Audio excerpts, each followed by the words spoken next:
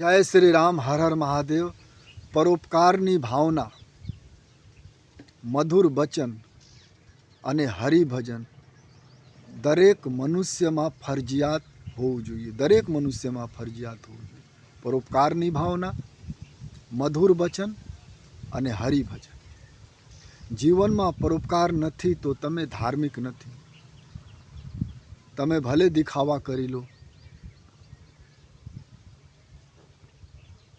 ભલે સમાજ તમે ધાર્મિક બોલતા હોય કે ફલના ભાઈ ધાર્મિક છે, પણ પરોપકારની ભાવના નથી તો તમે ધાર્મિક નથી. શાસ્ત્રો કહે છે જેના અંદર પરોપકારની ભાવના છે એ ધાર્મિક છે. કોઈની ભલું સોચો તો તમે ધાર્મિક છો. બીજા માટે પ્રાર્થના કરો તો ધાર્મિક છો. બીજા માટે પ્રાર્થના કોણ કરી શકે? જેના અંદર પરોપકારની ભાવના હોય. આજ તો લોકો ભાઈ માટે પ્રાર્થના કરવા તૈયાર નથી. ભાઈને તકલીફ પડે તો આનંદિત થાય. આજના સમયમાં તો અમુક પતિને તકલીફ પડે તો પત્ની આનંદિત થાય, અને પત્નીને તકલીફ પડે તો પતિ આનંદિત થાય. પુત્ર પિતા માટે પ્રાર્થના નથી કરતા. આથી તો વૃદ્ધાશ્રમ છે.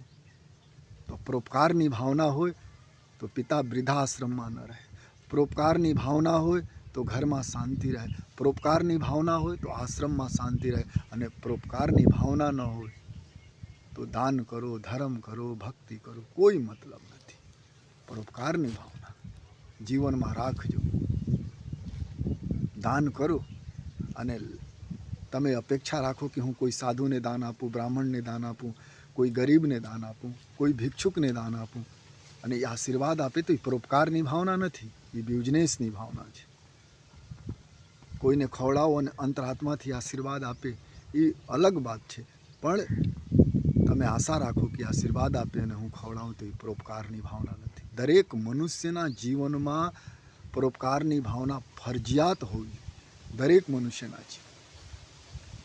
મધુર વચન બોલો, મધુર વચન બોલો, મીઠા વચન બોલો, કર્કશ વાણી ન બોલો.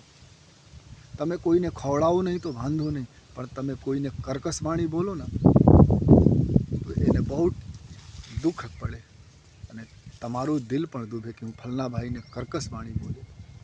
તમે ખાલી મધુર વચન બોલો ને તો તમારા જીવનમાંથી 90% કામ, ક્રોધ, લોભ, અહંકાર બધું ખતમ થઈ જાય. 90%. તો મધુર વચન બોલો.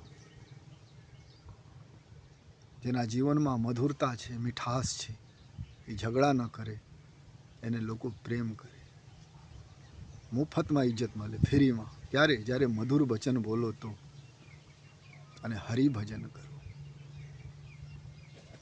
હરિભજન કરો. કલયુગમાં રામ નામ મહત્વપૂર્ણ છે. રામ નામ લો. લોકો બોલે મારા પાસે ટાઈમ નથી. તમે બાથરૂમમાં જાઓ, સ્નાન કરવા જાઓ, ત્યારે તમે ફિલ્મી ગાના ગાઓ. એના બદલે ગંગા મૈયાનું નામ લો તો સ્નાન કરો, તો સ્નાન પણ ભક્તિ બની જાય છે.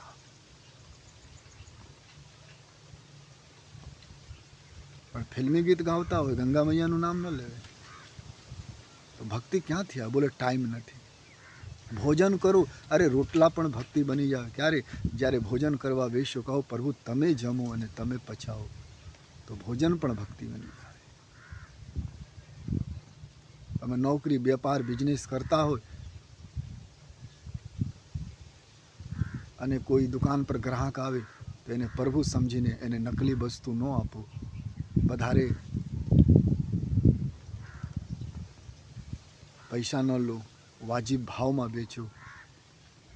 10 રૂપિયાના માલ 100 રૂપિયામાં ન વેચો, તો તમે ભક્તિ કરો છો દુકાન ઉપર.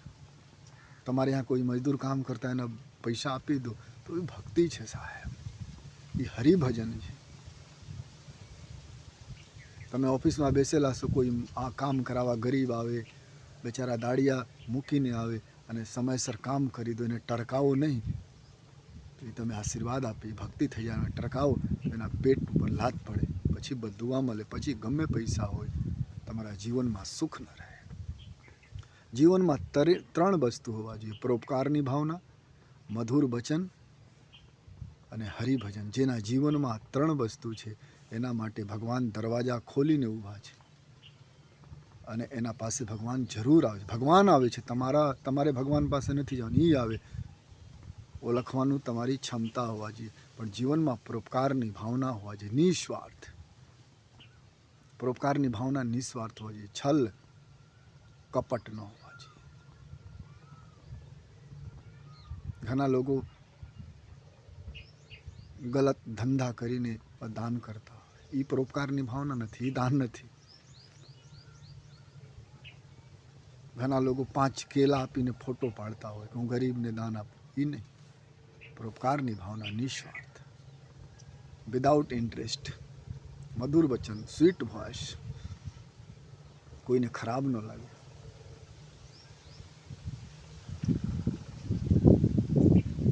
અને ત્રીજું હરિભજન. અને એવી ભાવના છે કે એના કરવા માટે જ્યાદા ધનની જરૂરત નથી, જ્યાદા સમયની જરૂરત નથી. બસ તમારે ખાલી ભાવના રાખવું છે કે મારે પરોપકાર કરવું છે, મારે મધુર વચન બોલવું છે, મારે હરિભજન કરવું છે. તમારા જીવનમાં જુઓ આનંદ આવી જાય અને તમારા જીવન ખુશીઓથી ભરી જાય. તમારા જીવનમાંથી શોક નીકળી જાય. શોક મુક્ત આજકાલ કોઈ નથી. રોગ મુક્ત કદાચ તમે થઈ શકો. ઘણા લોકો છે રોગ મુક્ત. આજકાલ તો ઘરે ઘરે રોગ છે, તો પણ અમુક લોકો રોગ મુક્ત છે. પણ શોક મુક્ત બનવું હોય, રોગથી મુક્ત, શોકથી મુક્ત અને નિખાલસ રહ્યું હોય તો પરોપકારની ભાવના રાખો. ઇનોસન્ટ રહ્યું હોય તો પરોપકારની ભાવના રાખો, મધુર વચન બોલો અને હરિભજન કરો.